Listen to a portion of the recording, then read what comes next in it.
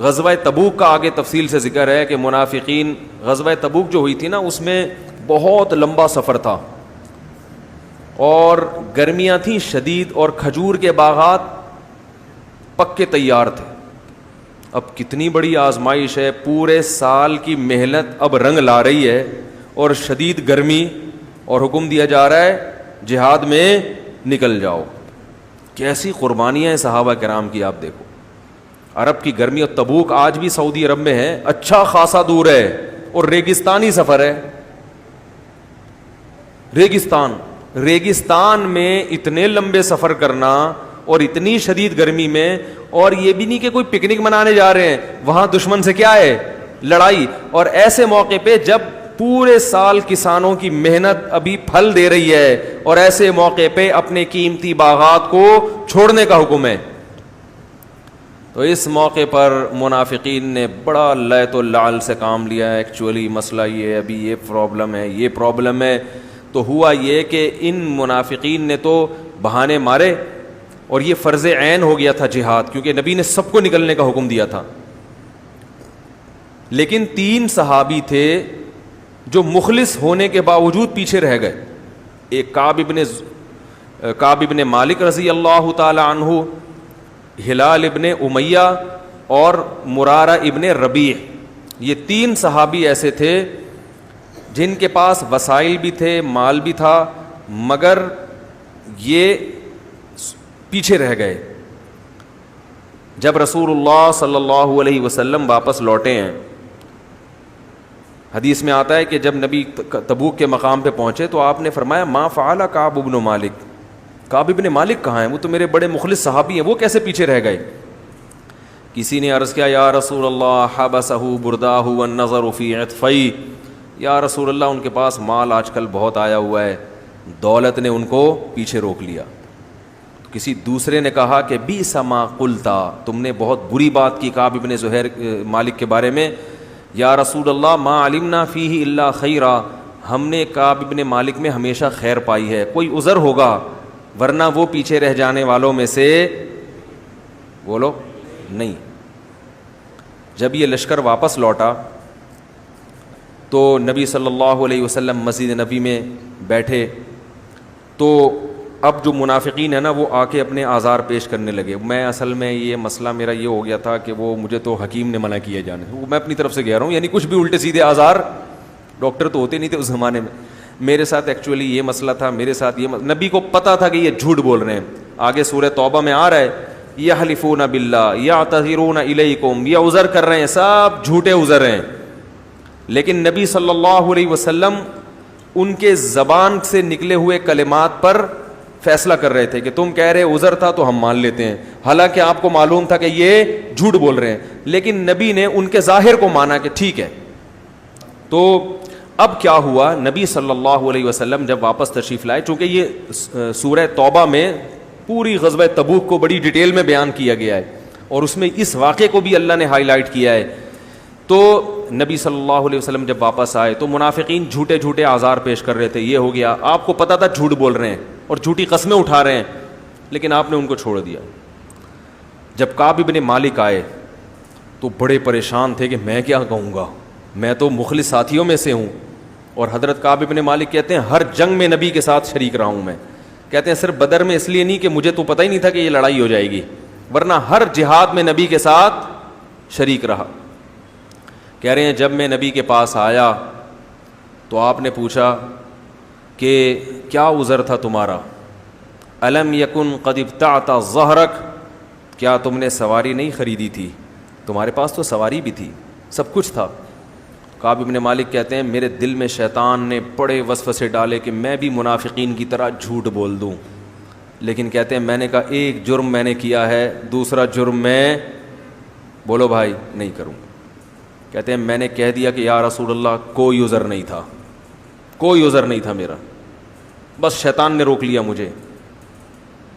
اور اتنا مالدار تو میں پہلے کبھی تھا ہی نہیں جتنا ابو. اور وہ جو 2 صحابی تھے وہ عمر زیادہ تھی ان کی، بوڑھے تھے، مرارہ ابن ربیع اور ہلال ابن امیہ. انہوں نے بھی سچ سچ کہہ دیا. آپ صلی اللہ علیہ وسلم نے فرمایا قم، اٹھو، حتی یقضی اللہ فیک، جب تک اللہ تمہارے بارے میں کوئی فیصلہ نہیں کرتا تم یہاں سے چلے جاؤ. آپ ایسے غضبناک ہوئے کہ آپ صلی اللہ علیہ وسلم نے صحابہ کو حکم دے دیا کوئی بھی ان سے بات چیت نہ کرے, کیونکہ ایسی سخت لڑائی تھی, اتنی گرمی تھی, شدت تھی. ایسے موقع پہ اپنے ساتھیوں کا ساتھ چھوڑ دینا اچھا کام. اس سے پتہ چلتا ہے کہ اپنے سب ساتھی تھے نا صحابہ بھی ایسے موقع, اور اسی سے انسان کا پتہ چلتا ہے کون کتنے پانی میں ہے. وہ ایک شاعر کا شعر ہے نا, وَإِذَا يُحَاسُ الْحَيْثُ يُجْعَدْ وَإِذَا تَكُونُ كَرِيهَةً اُدْعَى لَهَا وَإِذَا يُحَاسُ الْحَيْثُ يُدْعَى جُندُبُ. کہہ رہے ہیں جب حلوہ پکایا جاتا ہے تو جندب کو بلایا جاتا ہے, اور جب گھمسان کی جنگ لڑی جاتی ہے تو مجھے کال کی جاتی ہے. ٹھیک ہے نا. تو غیرت مند لوگوں کو کب یاد کیا جاتا ہے؟ مشکل میں, اور وہ کیونکہ وہ مشکل میں ساتھ دیتے ہیں. اور جو ساتھ مشکل میں نہیں دے رہا, صرف افطار پارٹیوں میں تو آپ کے ساتھ آ رہا ہے, مشکلات میں آپ کا ساتھ چھوڑ دیتا ہے, وہ غیرت مند اور دوستی کے قابل نہیں ہے. یہ دوسروں کے بارے میں نہیں, ہمیں اپنے بارے میں سوچنا چاہیے کہ ہم ایسے, ہم تو ابھی پتہ ہے کیا ذہن میں آ رہا ہوگا, وہ جو بندہ ہے نا صحیح کہہ رہے ہیں مفتی صاحب اس کے بارے میں. ہمیں چاہیے کس کے بارے میں؟ اپنے بارے میں, کہ کیا میں ایسا ہوں یا نہیں ہوں. تو نبی نے فرمایا جاؤ اللہ تمہارے بارے میں فیصلہ کرے گا, اور صحابہ کو حکم دے دیا کوئی ان سے بات چیت نہ کرے, اور بیویوں کو حکم دیا وہ بھی الگ ہو جائیں ان سے. صحابہ نے پوچھا کہ طلاق دے دیں, فرمایا نہ طلاق مت دو, ان سے کہو الگ ہو جائیں, اپنے ماں باپ کے گھر چلی جائیں.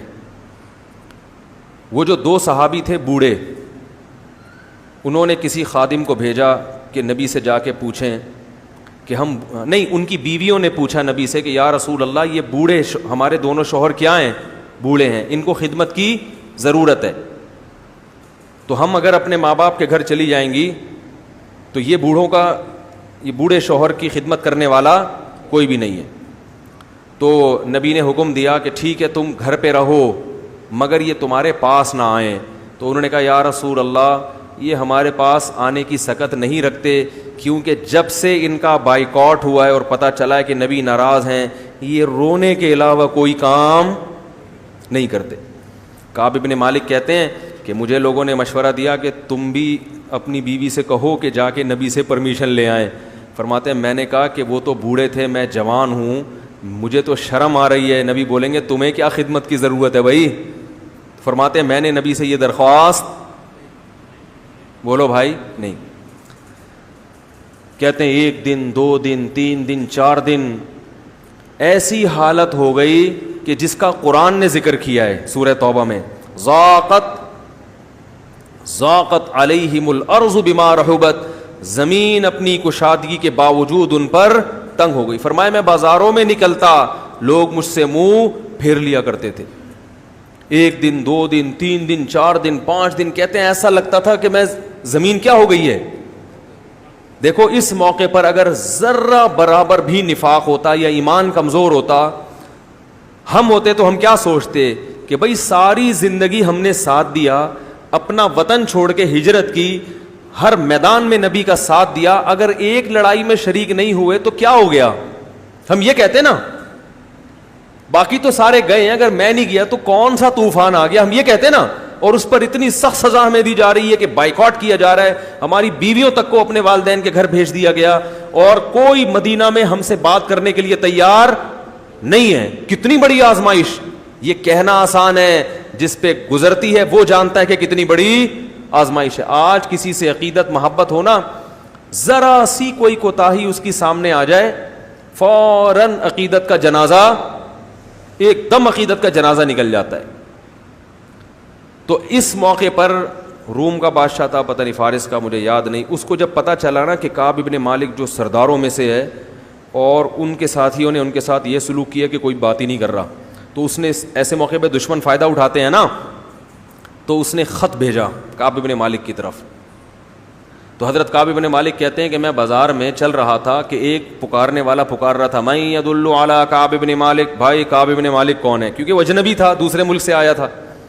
تو لوگ اشارہ کر رہے تھے وہ ہے, نام بھی نہیں لے رہے تھے کہ بات نہ ہو جائے, نبی نے منع کیا بات چیز, اشارہ کر رہے تھے کہ بھائی سمجھ رہے ہیں. وہ میرا بیٹا ہے نا, ایک دن چھوٹا سا بچہ, میں نے اسے بولا یہ کس نے توڑا ہے, تو پتہ کیا کہتے ہیں, ایسے نا ایسے کر کے. وہ جب بھی میں کسی اشارہ کرتا ہوں تو مجھے وہ منظر یاد, وہ منہ سے نہیں بول رہا, ڈر رہا تھا, کہہ رہا ہے ایسے کر کے اس نے کیا ہے, تاکہ اس کو پتہ نہ چلے کہ میں اس کی طرف اشارہ کر رہا ہوں. تو بچے اس طرح کی حرکتیں کرتے ہیں.